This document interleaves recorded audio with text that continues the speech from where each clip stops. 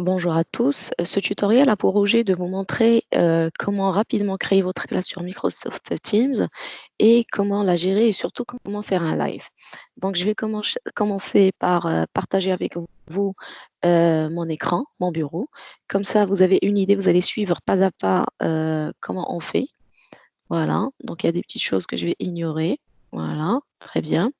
Alors donc regardez, moi je reviens sur ma page d'accueil. Ça veut dire que vous rentrez comme d'habitude sur mail.um5.ac.ma, sinon sur microsoft.com et vous rentrez votre login et votre mot de passe. Une fois que vous rentrez tout ça, vous avez votre fenêtre, votre page et là vous cliquez sur Teams. Donc j'attends que ça se charge. Voilà. Alors, une fois sur Teams, vous rentrez, normalement, moi, j'ai mes classes. Donc, il y a une classe là qui est officielle et d'autres que j'utilise pour un petit peu tester Teams, pour aider les collègues à savoir manier Teams. Mais sincèrement, c'est assez simple, vous allez le voir. Donc, je clique sur rejoindre ou créer une équipe. Et là, je vais créer une équipe. Et alors, rejoindre une équipe à l'aide d'un code, ça, c'est pour les étudiants. J'en ai déjà parlé dans mon premier tutoriel. Donc là, je vais créer une équipe, je crée ma classe, je donne un nom à ma classe que je vais nommer test bis parce que j'en ai d'autres. Alors la description, comme je l'ai expliqué dans le premier tuto, elle est facultative et je mets suivant. Alors là, j'obtiens cette fenêtre. Moi, je vous conseillerais peut-être de l'ignorer pour l'instant parce que c'est une fenêtre qui me demande d'intégrer mes étudiants et d'intégrer des enseignants, notamment les profs de TD.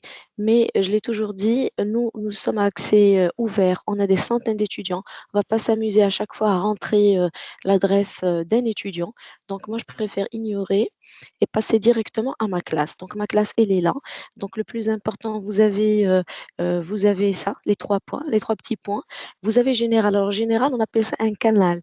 C'est un canal, c'est une sorte de fenêtre dans la classe et vous avez un petit peu ce qu'on peut faire. Donc nous aurons la main pour faire, pour, insérer des fichiers, organiser des supports de cours et cetera. Je vais vous montrer tout de suite. Alors mais sinon, je vais commencer quand même par, changer l'icône de ma classe. Alors là, vous avez ces possibilités-là. Donc rapidement, nous, on est dans supérieur. Moi, je suis dans les sciences sociales. Et puis, je vais mettre soit la balance, soit la calculatrice. Donc, on met ce qu'on veut. Donc, je vais mettre peut-être, je mettrai la balance et je clique sur mettre à jour. Voilà, donc l'icône, ça s'appelle aussi l'avatar à changer. Après, je vais vers les 3 petits points qui sont là. Voilà, je clique dessus et vous avez une liste. Alors moi, ce qui m'intéresse dans cette liste, c'est gérer l'équipe et ajouter un membre. Donc, je vais peut-être commencer par gérer l'équipe. Alors, dans gérer l'équipe, voilà, il y a les membres. Donc, ajouter un membre, je peux l'avoir également à partir de gérer l'équipe. Donc, si vous voulez, je reviens, c'est gérer l'équipe. Voilà, et j'y ai les propriétaires. Donc, il y a moi-même et il n'y a personne d'autre avec moi. Donc là, je mets ajouter un membre et je vais commencer par ajouter un enseignant. Alors là, c'est mon enseignant de TD que je rajoute toujours pour mes tests, c'est Tariq Aït Moumen, et je ferme. Voilà, donc automatiquement, Tariq est avec moi et regardez, il est propriétaire. Alors, quand je clique ici, j'ai ça. Donc, je peux mettre ça, je peux mettre une balise pour Tariq. Regardez, je vais le noter. Je vais mettre professeur TD, créer une balise. Et moi, je vais m'affecter professeur. Voilà, je crée une balise. Alors autre chose, à part les canaux, vous oubliez pour l'instant canaux, vous allez paramètres parce qu'il faut ajouter les étudiants. Donc je vais vers paramètres, il y a le code de l'équipe et je génère le code de l'équipe. Donc dans paramètres, remarquez qu'il y a plein de choses. Pour l'instant, ce qui nous importe, pardon, c'est le code de l'équipe qu'il va falloir donner à nos étudiants. Donc il suffit de le sélectionner, de le copier. Sinon, ah ouais, vous pouvez le copier. On le copie et puis on envoie ça au délégué de classe qui lui va se charger de donner le code à ses camarades. Et comme je l'ai dit hier dans un live avec certains collègues, les étudiants sont des gens très très avertis dans ce domaine. Donc vous leur donnez le code, ils rentrent, c'est leur classe, ils en font ce qu'ils veulent, il n'y a pas de souci. Alors une fois qu'on fait ça, Regardez, je reviens sur général. Je reviens sur général. Alors pourquoi général? Parce que général, c'est ma partie vraiment, c'est ma partie cours. Alors sur général, vous avez aussi gérer le canal. Alors gérer le canal, vous avez des autorisations. Donc là, regardez, par défaut, il nous donne tout le monde peut publier des messages. Donc, pour l'instant, moi, je garde ça. Mais c'est à vous de voir. C'est-à-dire que quand vous allez créer votre classe, vous lisez, vous regardez et c'est vous qui autorisez le groupe à faire telle ou telle manipulation. Donc, je reviens sur, regardez, je reclique sur Général et je commence à télécharger mes cours. Alors, pour télécharger mes cours, je peux les faire parce que là, regardez, c'est la partie, ici, vous avez la partie flux. C'est une flux avec la possibilité de mettre des documents pour les étudiants. Mais pour que ça soit bien organisé, on va partir vers fichier.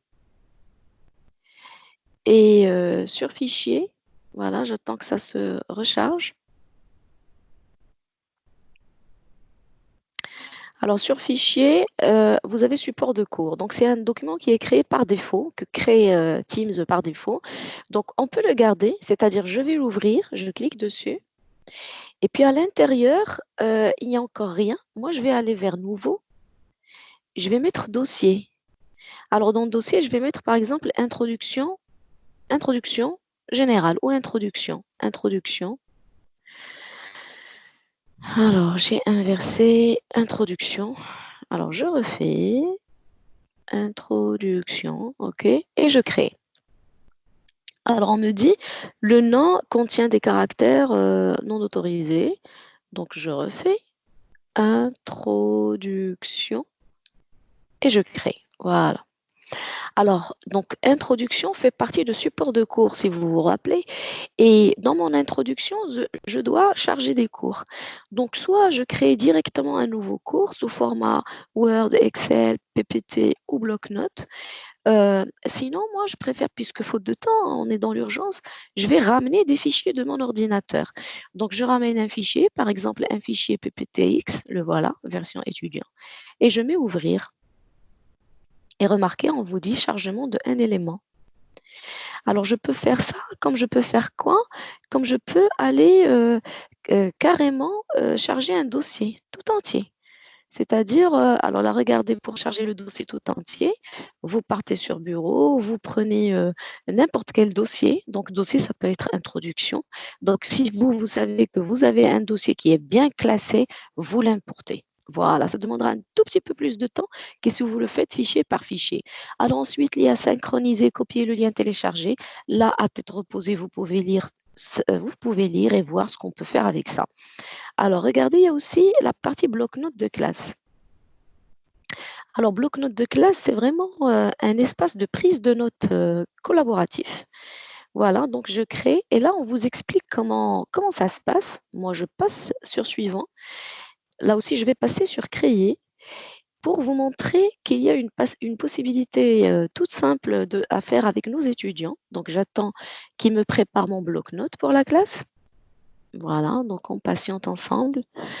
Et donc, on attend. Ben, normalement, on est le matin et il n'y a pas beaucoup voilà, de problèmes de connexion en principe. Très bien. Donc, ça se crée. Donc, on le voit ici, ça se crée. Soyez patient. Très bien. Alors, ce qui est bien avec ça, c'est bon, on m'explique un petit peu comment ça se passe. Alors, moi, juste pour vous montrer comment ça se passe, je supprime tout ça. Voilà. Et regardez, je vais créer un bloc-notes et je n'ai pas besoin d'écrire. Je ne veux pas écrire, mais il y a la possibilité de dicter. Et donc, regardez, vous cliquez sur cette partie microphone, donc dicter. Et je vais dire donc bonjour. Et je vais dire donc bonjour, voilà. Et donc là, je suis en train de dicter et lui, il est en train d'écrire. Et donc, on peut faire ça quand on est dans une classe virtuelle et qu'on est en train d'expliquer un concept assez intéressant.